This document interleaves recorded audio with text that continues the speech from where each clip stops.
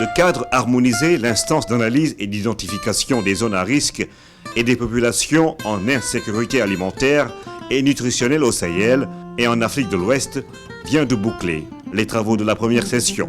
Ce, après une enquête dans les 45 départements du Sénégal.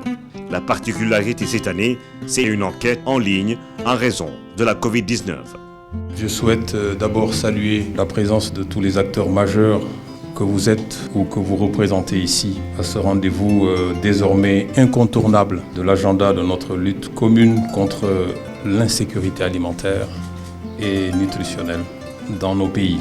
Je tiens aussi à remercier très sincèrement tous nos partenaires qui ne cessent d'accompagner le gouvernement du Sénégal dans cette lutte commune. Je déclare ouvert cet atelier du cadre harmonisé de novembre 2020. Le cadre harmonisé a connu une autre innovation cette année avec les ateliers décentralisés d'analyse dans les régions de Matam, Saint-Louis et Louga dans le nord et l'atelier de Tamba qui a vu la participation de la région de Kaffrine.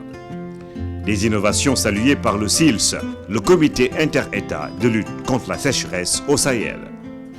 J'ai déjà pris part ici à certaines sessions passées, mais je trouve que de plus en plus, il y a de l'amélioration. Ces efforts se traduisent par l'initiative que vous avez engagée de conduire des ateliers régionaux d'analyse avec le cadre harmonisé. Cela constitue pour nous une bonne pratique que nous allons à notre tour essayer de partager au niveau de l'ensemble des pays. Le cadre harmonisé a regroupé plusieurs partenaires du Sénégal, le Programme alimentaire mondial, la FAO, l'UNICEF et différentes ONG. Il a permis de faire des constats et des recommandations allant dans le sens d'une meilleure prise en compte de la sécurité alimentaire des populations du Sénégal. C'est pour nous un grand moment d'être ici présent pour dire d'abord notre remerciement de l'implication au plus haut niveau de l'État du Sénégal et nous continuons à affirmer notre intérêt à être toujours aux côtés du gouvernement pour des réponses qui pourront être nécessaires à l'issue de cet exercice du cadre harmonisé. Pour le représentant du Programme alimentaire mondial, la Covid-19 avait fini d'installer les pays dans une crise qui allait impacter les ménages. Cependant, il reste optimiste eu égard aux multiples efforts de tous les partenaires. C'est un honneur et un plaisir également d'avoir été convié cette année une fois de plus à cet exercice. Et pour nous, c'est également réitérer toute notre disponibilité à rester membre actif de ce groupe et continuer d'apporter notre contribution à la réalisation de cet important exercice du cadre harmonisé.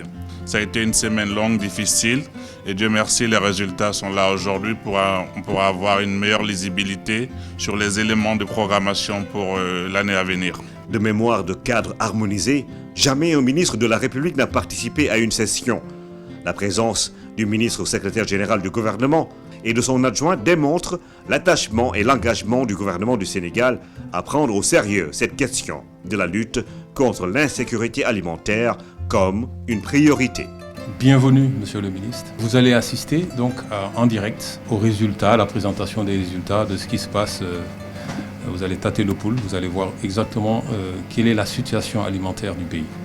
J'ai écouté les différents intervenants du PAM, mais également du SILS et les autres experts qui ont eu à travailler sur le rapport 2020 qui sera bientôt présenté au gouvernement pour la mise en place d'une solution de rescousse en vue des populations en situation de détresse de manière générale, alimentaire je veux dire.